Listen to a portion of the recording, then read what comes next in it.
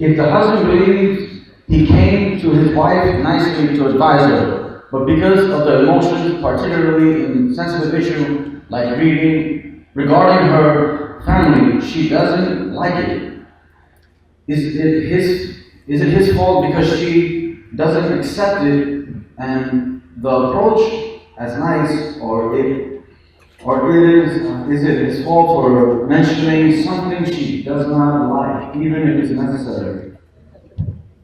What's important is that you advise your wife in a good manner, an honorable manner, a clear manner, bi-idhnillahi subhanahu wa ta'ala. As long as she doesn't reject the nasiha. She doesn't necessarily have to jump and leap forward, but she says, you're right, shukran, give me some time, I'm working on it. Or you do it too, but she doesn't reject it, it's a bad thing, then be patient with her. And make sure that you diversify your approach, as we said before, diversifying the approach. You know, it always has to be you saying it.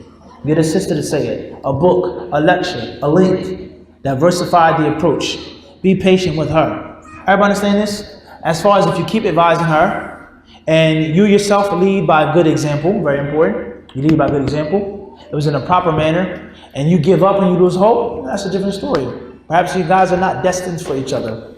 But as long as she doesn't reject it, she's fighting, she's battling, she accepts the actual theory of the nasiha, be patient with her. Because I'm sure there are sins that you're making.